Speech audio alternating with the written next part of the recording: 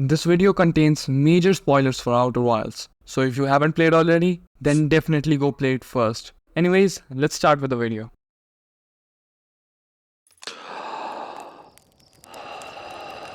Outer Wilds is a game that's hard to explain with words.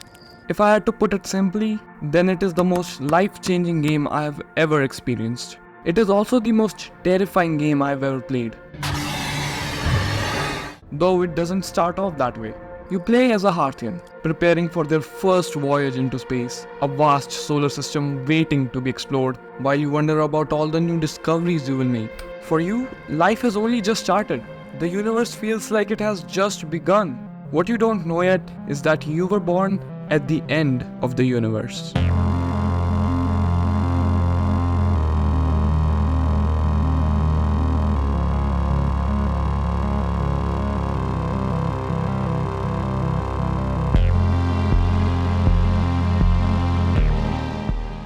Outer Wilds is a game about death. A lot of deaths. But that alone isn't what makes it unsettling. After all, dying is an important mechanic in many games. So what makes this experience so terrifying? Is it merely the fact that the universe is dying? The real answer is existential dread. The gnawing sensation that no matter what you do, your actions and even your existence is meaningless in the face of the cosmos. Your birth and death will not even put a dent in the universe's timeline, and what's inevitable will happen regardless of your efforts. It is a very scary thing to ponder about, and Outer Wilds puts you in a position where you are forced to question the meaning of your actions. What should you do next, and is there even a point to all this? Yet, while the universe may be indifferent, you are not. So you push through with it and keep finding more and more answers until you reach a sense of satisfaction. And therein lies the beauty of Outer Wilds. It's about roasting a marshmallow at the end of the universe. A realization that while the cosmos might not care about me, at least I can do as I please. When you find Solanum's vessel by warping it back with the gravity cannon, you uncover a tape recording by her. She says that she once considered the unknowns and uncertainties of the universe as sinister in nature. Now though, I understand they bear no ill will. The universe is, and we are. I am ready. This line perfectly encapsulates the way I started to view everything around me after playing this game. There are forces beyond my control, entities so vast and complex they defy understanding, and unwanted situations that I will inevitably stumble upon. But they are not happening out of malice or because I'm special in any kind of way. These things simply exist as they are, much like I do. There isn't always a reason or purpose behind it. I'm free to find my own. And suddenly what once filled me with fear becomes just another stepping stone taking me closer to the truth. A black hole becomes a transportation device. A giant jellyfish becomes a handy insulator. And death becomes a way to relax. Something that used to be frustrating becomes calming. Every time the game reset, it was like a mental refresh. A quiet reminder of everything I did in that specific run and what I'm going to do next. Even when I died at an important place and had stuff left to do, it felt like the game was whispering, "It's okay. There's no need to rush. Just take your time." Earlier I said that the game is brutally honest in showing you whatever you do, the universe remains unchanged. Your actions will not have any significant impact on the cosmic scale, but that doesn't mean they're meaningless. In the Tower of the Quantum Trials at Giant's Deep, when you complete the final challenge, you're presented with this Nomai text. Our curiosity goes with you on your journey. You walk in the footsteps of those who came before you, and your path guides those who will follow later. But the one reading this now, however, isn't a Nomai. It's you, a Hearthian. The huge amount of knowledge that the Nomai accumulated over decades of living in a strange solar system was now helping you. When the Nomai died, they may have believed that their work would slowly wither away. Yet here we are, making full use of their legacy. Their lives were not lost in vain, and their decades-long endeavor is now in your hands. You now walk in the footsteps of the Nomai, carrying on their desire to reach the Eye. Their existence has left a profound mark on your journey. As you learn the 3 quantum rules, you can even reach the quantum moon and encounter Solanum. a living, breathing Nomai right before your eyes. It feels surreal to meet someone you have been piecing together through fragments of lore. Despite the language barrier, there's an undeniable connection that transcends time and space. There's a sense of shared understanding that nobody else can give you except a Nomai. Yet, there's still a quiet melancholy, knowing she has already passed and there's no way to save her. This hits even more when she writes, "We do not have much connection, you and I. Still, this encounter feels special. I hope you won't mind if I think of you as a friend." This is the most unforgettable encounter we have had thus far. And now, even her hopes rest on you. Whatever you decide to do next will carry real significance. Outer Wilds instills the fear of existentialism in you, but slowly drives you through this journey that makes you wise enough to realize that your actions may impact the life of many others that come after you. Even a small action such as pulling a lever can change the course of history. What do I mean by that? The next part contains spoilers for the Outer Wilds DLC, so if you don't want to know what happens, then skip to the timestamp on the screen. Anyways, the DLC introduces a whole new alien species that was also inhabiting our solar system long before the Nomai. They are known as the Alks, but I personally call them the bird people. Now these bird people were some tall fellas, and also pretty smart, as they built this giant ecosystem of a spaceship called the Stranger and traveled who knows how long in space. There are slideshow reels to find in the Stranger that replaces the text on the walls found in the base game. This is a brilliant way of storytelling, especially for the DLC's story. In the Stranger, many of the buildings are charred and the symbols of the eye are in a broken, decayed state. After following a few clues, you reach the dream world. And this is where the fear truly sits in. You wake up in a dark, unsettling environment. Without your suit or flashlight, you cannot fly away from dangers anymore. And this is not even the biggest problem. The real problem is, this virtual world isn't just dim. It's pitch black, impossible to navigate without a light. And all you have is this strange lamp, which is your only source of illumination. Unfortunately for you, there are actual bird people lurking in the shadows, and it doesn't seem like they enjoy your company.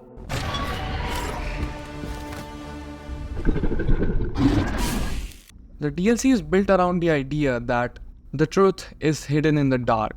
To progress, you must confront your fears.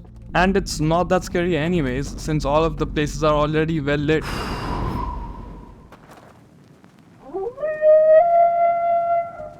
Oh God. As you're left in this dark world to find clues, there are sometimes moments of sheer dread as you realize there is a bird person right behind you. The truly terrifying thing about these guys is that they are smart, and due to that, they even know how to hide from you and catch you while you are unguarded. You never know if someone is following you right now, and the constant paranoia keeps you on edge the whole time, or at least until you discover the glitches. Learning about these glitches changes everything. The lamp, which felt like your lifeline, now becomes something you willingly leave behind to see the world more clearly. When I first discovered this, it blew my mind. Suddenly it felt like there was nothing to be afraid of anymore. And not just this, but also throughout this journey, we find many lore drops and get an idea of the bird people's tragic backstory. These guys, just like the Nomai, also came here in search of the eye of the universe. For their hunger of knowledge and discovery, they used up all of their home planet's resources to build the Stranger, only to discover that the eye was evil and going to destroy everything. They couldn't accept this truth. They didn't want their story to end. Out of fear, they turned away from the eye and locked themselves in this virtual world. They tried to deny the truth and blocked the eye signal from ever reaching any other alien species in the universe. It is a very relatable feeling to not want to confront uncomfortable truths, to hopelessly try to deny them. But as the game already established, the universe doesn't give a damn, and the bird people's refusal to face the truth led to their demise. But you are not like them. You have already accepted reality, and even this tragic story serves as a guide for you. Among these guys, however, there was someone like us. Someone who freed the eye signal for just a little bit, even if it meant he would be in prison forever.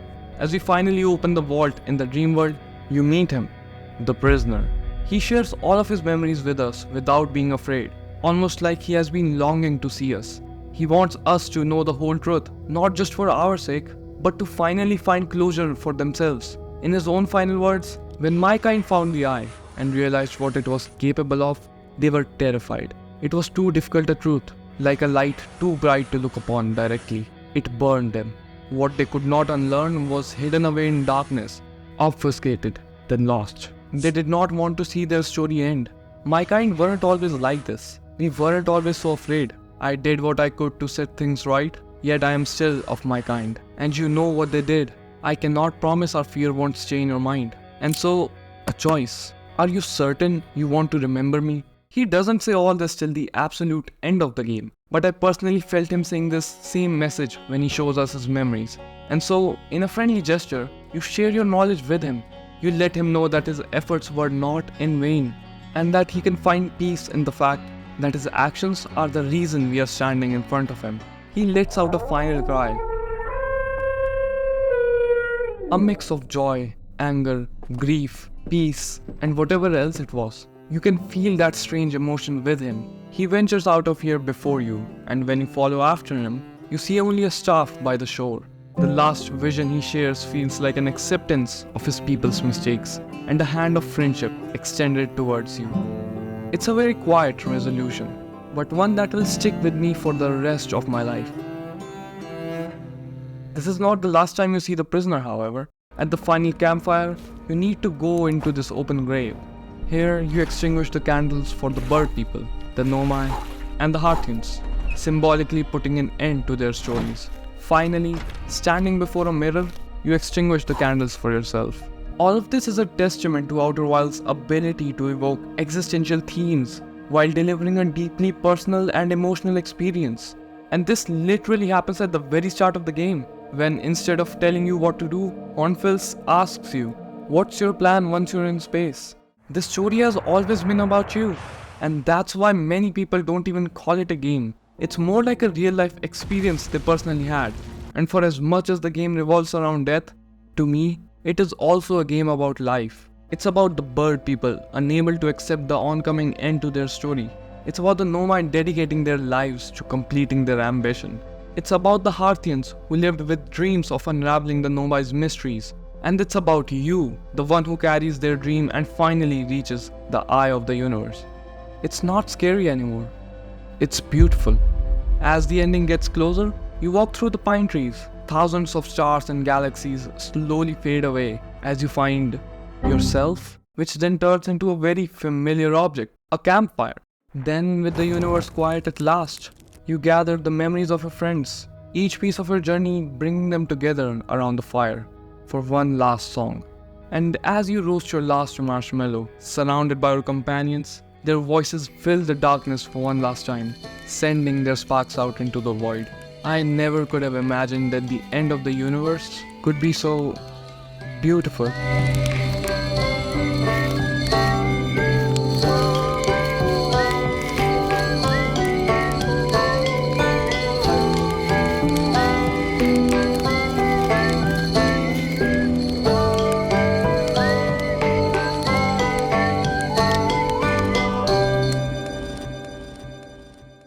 And believe me or not, even this ending will lead to a new beginning.